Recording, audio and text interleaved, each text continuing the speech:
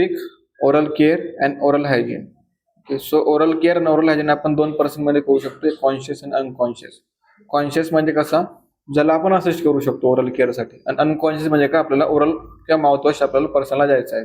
Okay, oral care is a care of mouth and teeth of a patient. त्याला आपण काय बोलतो, oral care किंवा ओरल हायजीन.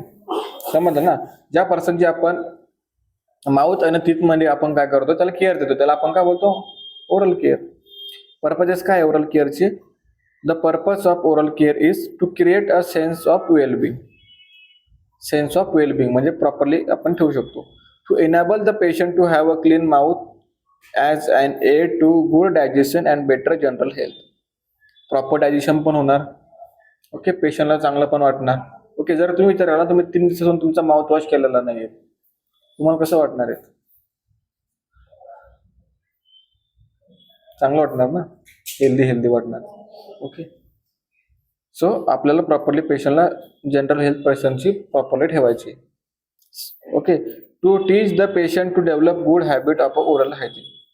आपल्याला पर्सन जो कॉन्शियस आहे त्याला आपल्याला सांगायचं आहे गुड हायजीन म्हणजे कसं, आपण कसं ठेवू शकतो, स्वतःला डेव्हलप करू शकतो पर्सनमध्ये.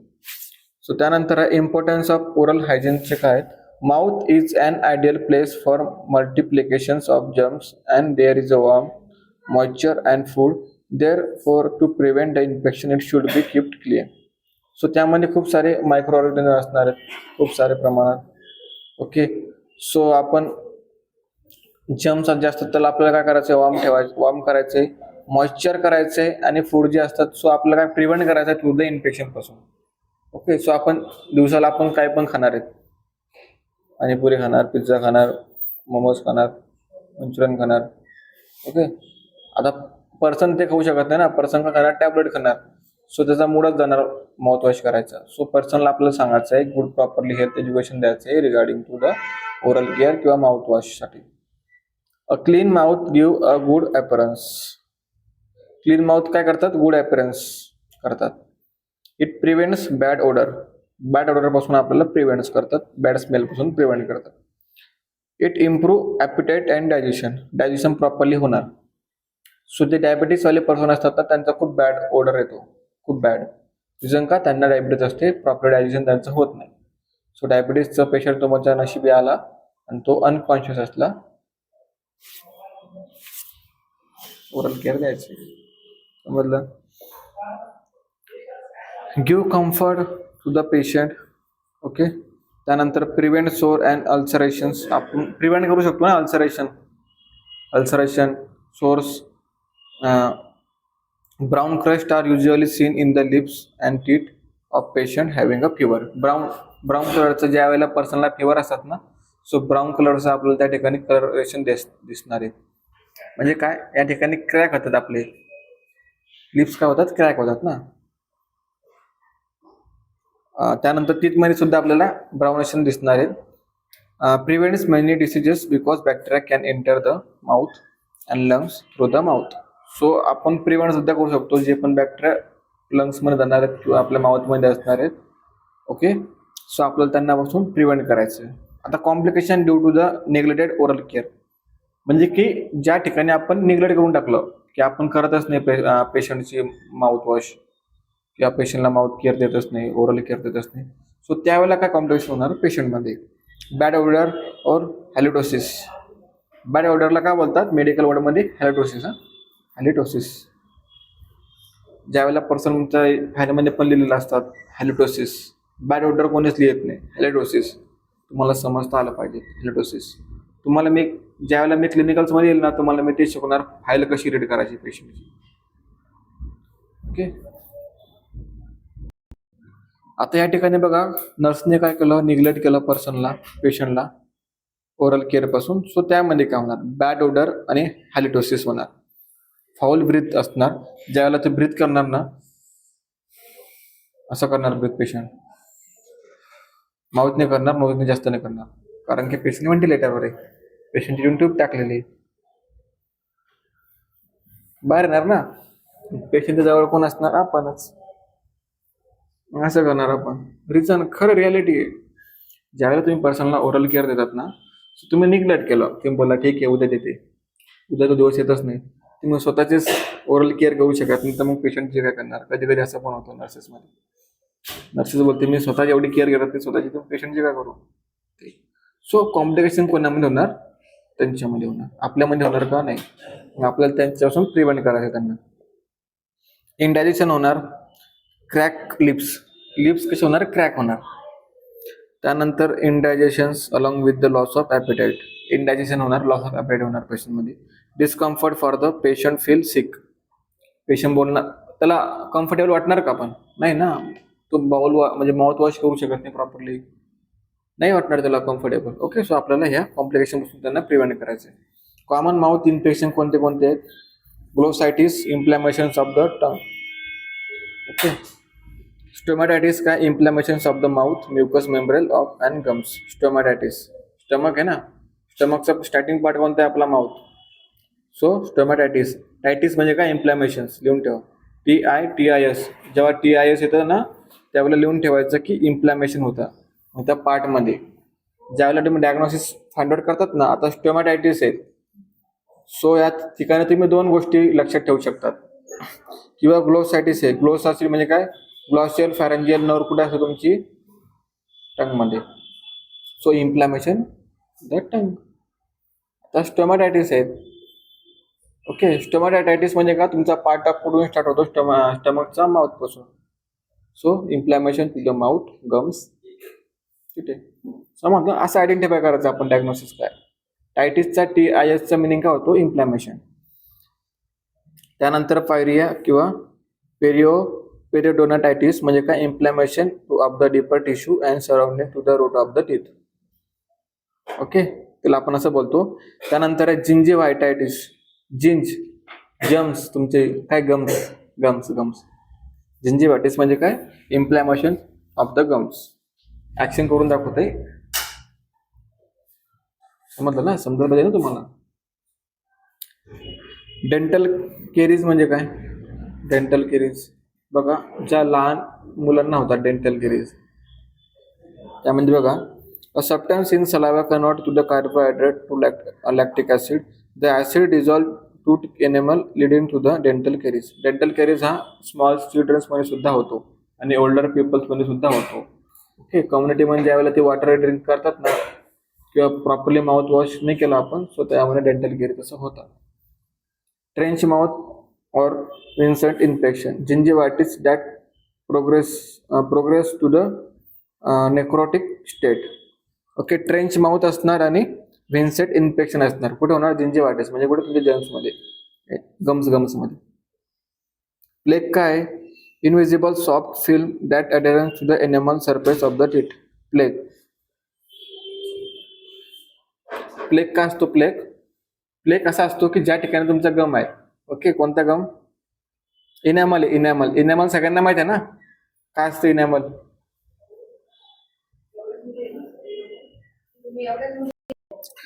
प्लेग काय असतो माहिती का, तुमचं एनॅमल माहिती तुम्हाला, टीथ मला एनॅमल काय असतं,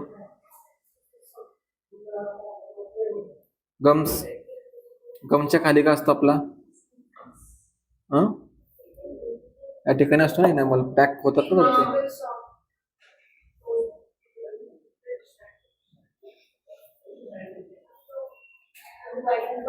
सरफेस ऑफ द टीथ, तुमचा टीथचा सरफेस, त्याला काय बोलतो आपण, व्हाइटनेस. आपके दांत पीले क्यों है, क्योंकि मैं ब्रश नहीं करता. सो आपके पीले दांत मुझे बहुत पसंद है. म्हणजे काय, तुमचं enamel, surface of the teeth. तिथून वाचून पण सांगू शकत नाही तुम्ही, हे बाकीच्यांसाठी सांगतो मी. कुठे ठेवले घाण डोके तुमची.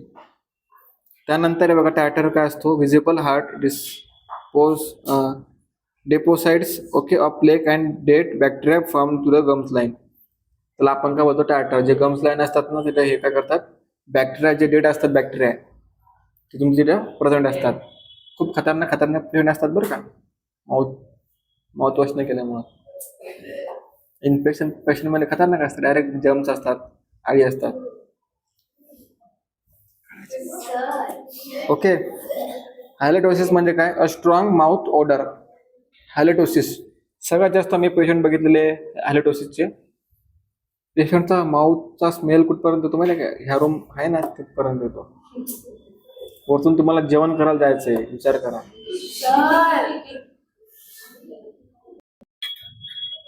Care of mouth during illness. Mouth care should be given every 4 hours और मोर ऑफन. एव्हरी 4 hours म्हणजे आपल्याला द्यायची माउथ केअर इलनेसच्या टायमिंगला. Mouth should be rinse after every drink और फीडिंग. रिन्स म्हणजे काय? gargle करायचं. त्यानंतर mouth care of the conscious patient. आता हा कॉन्शियस पेशंट आहे. इक्विपमेंट कोणते कोणते लागणार? Toothbrush, glass, toothpaste, powder, water, towel. Note, encourage patient to go the bathroom to brush their teeth whenever possible. For patient who can take care of themselves, assemble for all the articles within reach. म्हणजे काय त्याला सांगायचं आपल्याला, bathroom जा, brush कर आणि तुझे जेवढे पण आर्टिकल्स ते वापस आण. Assisting with the mouth care म्हणजे आपल्याला असिस्ट करायचं त्यांना माउथ केअरसाठी. Range the head of the bed from 40 to 90 degree. Wear gloves when provide for assisting with the mouth care. आपल्याला ग्लोव्स घालायचे. If patient is unable to sit up, turn the patient the side facing you. म्हणजे काय? आता तुम्ही ह्या साईडला उभे आहेत, सो मी नाही स्टँड करू शकत, मी अनकॉन्शियस आहे. मग तुम्ही काय करणार? मला असं एक साईडला तुमच्याकडे घेणार, मग ओरल केअर देणार. समजलं ना काय बोलते मी? समजलं ना? आता मी बेडवर झोपलेलो आहे, सो तुम्ही ह्या साईडला उभे आहेत. मग आता मला नाही उठता येते ना, मी अनकॉन्शियस असेल, सेमी कॉन्शियस आहे. मग त्यावेळेला तुम्ही काय करणार की मला टर्न करणार तुमच्या साईडला, मग मी असं करणार तीन ट्रेमध्ये. समजलं ना? त्यानंतर आहे प्लेस टॉवेल अंडर द चीन, अनकॉन्शियस पेशंटमध्ये. त्यानंतर आहे टूथब्रश वगैरे त्याच्या हातामध्ये द्यायचा, ब्रश त्याला बोलायचं टूथब्रश घे आणि तुझं टीथ क्लीन कर. Okay. All surface of each tooth should be brush. All surface हे तुम्हाला सगळ्यांना माहिती आहे, माउथ ब्रश कसा करायचा. Repeat as directed. क्लिनर तुम्हाला त्या ठिकाणी पाहिजे फॉर द स्पीड करण्यासाठी. Provide the patient with the cloth, towel और tissue, wipe the mouth. Wipe करायचं आहे पेशंटचं माउथ. समजलं? त्यानंतर आहे assisting the patient to floss the teeth. Okay. Obtain 12 to 15 inches of floss. Loosely wrap the floss around the finger on each hand and work the floss between the each tooth. Okay. Slide the floss gently down the gum line, pulling the floss back and forth. Rinse and wipe the mouth again. परत मग काय करायचं आपल्याला? Report and excessive bleeding the gums after flossing. समजलं? Mouth care for the unconscious पेशंटमध्ये. आता unconscious पेशंटमध्ये आपण कसं करणार? आपल्याला किती फ्लोज म्हणजे ज्या वेळेला पेशंटच्या गम्समध्ये ब्लिडिंग होते एखाद्या वेळेस, किंवा पाणी अटकलेलं असतं. ओके. सो आपल्याला काय करायचं? पेशंटला सांगायचं आहे, प्रॉपरली स्पीट आउट करायचं आहे त्याला. समजलं? आपल्याला आयडेंटिफाय करायचं आहे पेशंटच्या याच्या, म्हणजे असं नाही की फक्त ब्लिडिंग, फूड पार्टिकल असेल, ओके, किंवा अदर काहीतरी लागलेलं आहे तिच्या आतमध्ये. सो आपल्याला ते त्या ठिकाणी म्हणजे इव्हॅल्युएट करायचं आहे. समजलं? त्यानंतर हे बघा, mouth care for a unconscious पेशंटमध्ये कसं आहे? अनकॉन्शियस पेशंटमध्ये कसं एव्हरी किती माउथ केअर द्यायचं आहे? एव्हरी 8 hours मध्ये तुमच्या शिफ्टमध्ये तुम्हाला द्यायचं आहे. Patient mouth breathing care should be done every 4 hours मध्ये. Mouth breathing cause tongue to dry and because crusty. The dry secretions need to be remove because they can cause halitosis. म्हणजे काय? Bad breath तुम्हाला भेटणार नाही. Okay. Dry secretion तुम्हाला remove करतील, prevent for the infection पासून. Okay. त्यानंतर मी obstruct air flow. Okay. Mouth swabbing is done every 2 hours or as needed to maintain the integrity of the oral cavity. Integrity of oral cavity maintain राहणार. Need पण as per need of patient. जी पेशंटची need आहे त्यानुसार तुम्हाला पेशंटला care द्यायची. Equipment कोणते कोणते लागणार आपल्याला?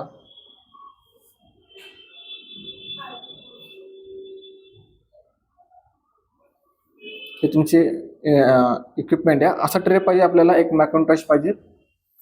मॅकॅन्टॉशमध्ये तुम्हाला काय असते? रबर शीट असते, त्यामध्ये तुम्हाला सर्व ठेवायचं. एक मोठा ट्रे लागतो आपल्याला.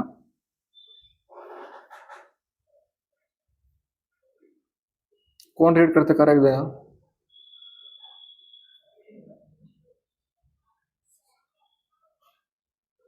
करा read. Artery forceps, tongue blade, kidney basin, feeding cup, small bowel, mouth suction device, a syringe, small rubber sheet, sticks, boroglycerin and capiz, gauze piece, a glass of water, solution for mouthwash, any of these solutions, hydrogen peroxide, 20 ml synthetic agent, Condit solution, 1 oxidizing agent, soda bicarbonate. These are the mixes. आता यामध्ये काय काय लागणार आपल्याला? Artery forceps, एक artery forceps लागणारच आहेत. Okay, एक टंग ब्लेड असते, टंग डिप्रेसर, टंगला ठेवायचं वॉश करण्यासाठी. ओके, त्यानंतर किडनी बेसिन लागणार आहेत, फिडिंग कप लागणार आहेत, एक फिडिंग कप तर लागतोच आपल्याला. या ठिकाणी बघा तुम्हाला दिसतो. स्मॉल टॉवेल लागणार आहेत या ठिकाणी टाकण्यासाठी, एक टॉवेल लागणार आहे, एक माउथ सक्शन डिव्हाइस लागणार आहे सक्शनिंग करण्यासाठी आपल्याला माउथ सक्शन. आता अनकॉन्शियस पेशंटमध्ये माउथ मध्ये जाऊ शकतं ना, मग सक्शन मशीन आपलं सक्शन करायचं आहे. माउथ सक्शन डिव्हाइस, सिरिंज लागणार आहेत, एक का सिरिंज म्हणून घ्यायचं आणि आपल्याला माउथ मध्ये टाकायचं आहे. सोल्युशन या ठिकाणी खाली पण आहे बरं का. त्यानंतर आहे स्मॉल रबर शीट, म्हणजे कोणती मॅकॉन्टॉश टॉवेल, स्वॅप स्टिक सुद्धा लागणार आहे, स्वॅप. ओके, त्यानंतर बोरोग्लिसरीन अँड गॉस पीस आपल्याला लागू शकतात. गॉस पीसला आपल्याला लागणार आहे, गॉस पीस क्लीन्च करायची. ओके, टक करायची आणि मग नंतर क्लीन करायचं. ग्लास ऑफ वॉटर लागणार आहेत. ओके, कशासाठी? स्पिल करण्यासाठी, पेशंटला स्पीट करण्यासाठी. सोल्युशन फॉर माउथवॉश, कोणते एनी ऑफ दिस सोल्युशन, यापैकी तुम्ही कोणते पण सोल्युशन यूज करू शकता. कोणते? हायड्रोजन पेरॉक्साईड असतो, ऑक्सिडायझिंग एजंट. आता त्याचा डायल्युशन रेट किती आहे? 1:20 ml. समजलं ना? वन कप ऑफ किती मन टाकणार तुम्ही? डायल्यूट करणार 20 ml मध्ये. ओके, सो त्याचं वन जे असतो ना ड्रॉप, म्हणजे किंवा वन आपलं कप, तो किती मन टाकणार तुम्ही? 20 ml मध्ये. हायड्रोजन पेरॉक्साईडचा 1 कप किती मन टाकणार मी?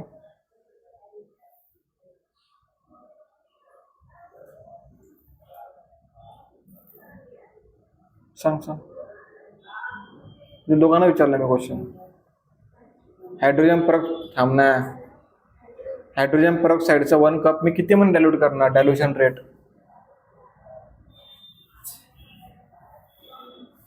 सगळ्यांना माहिती नाही का? सगळ्यांना माहिती, तुम्ही दोघांना सांगणार नाही कोणी.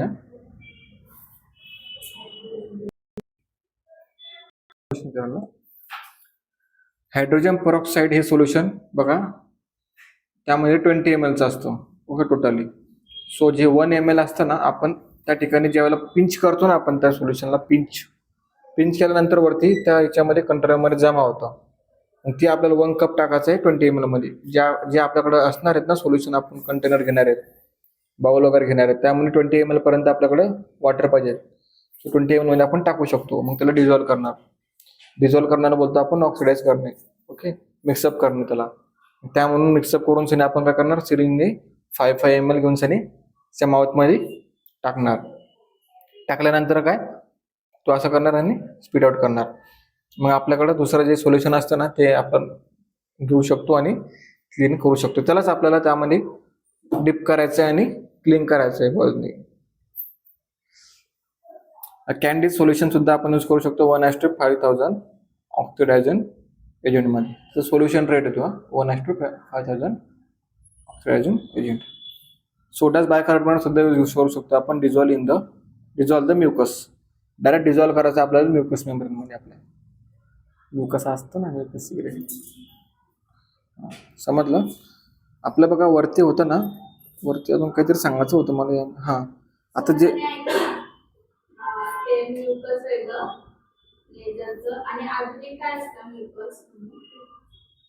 काय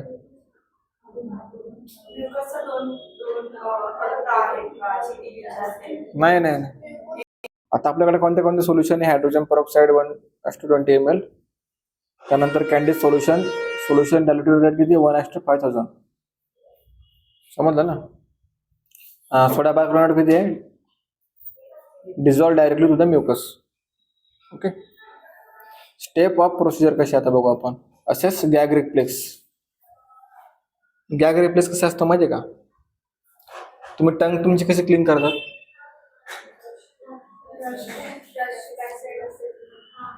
गॅग रिफ्लेक्स कसं येतो इथपर्यंत? असं होतं ना Gage reflex.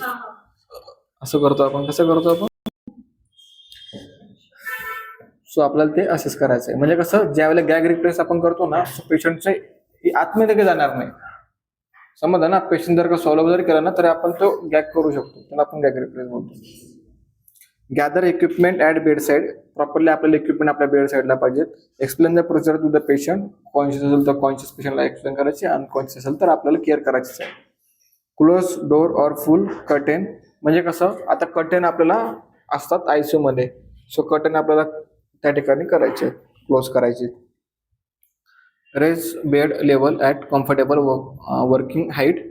Turn patient literally on the side of bed near to the your lower side rail. ज्या वेळेला आपल्याला माहिती आहे पेशंट टर्न होऊ शकत नाही, सो आपण आपल्या साईडला सुद्धा त्याला टर्न करू शकतो. Turn on the suction and place the suction device near you. Put a towel under the patient head and emesis basin beneath the patient mouth and chin. म्हणजे बघा, या ठिकाणी तुम्हाला इमेजन दिसू शकते की या ठिकाणी आपल्याला टॉवेल प्लेस करायची. Put on gloves and wrap artery forceps with gauze and that tips are protected. म्हणजे कसं, त्या ठिकाणी आर्टरी फोर्सेप अशी असते ना, सो आपल्याला गॉजला रोल करून सांगितलं त्या ठिकाणी पॅक करायचं. समजलं? Dip gauze into solution has been pour into the small bowl. म्हणजे एक स्मॉल बाउल मध्ये आपण घेणारच आहे ना 10 to 15 20 ml पर्यंत. मग त्यामध्ये आपण सोल्युशन टाकणार आहे. मग ते टाकल्यानंतर आपल्याला काय डिप करायचं त्यामध्ये ते गॉज. मग पेशंटला आपण क्लीन करू शकतो.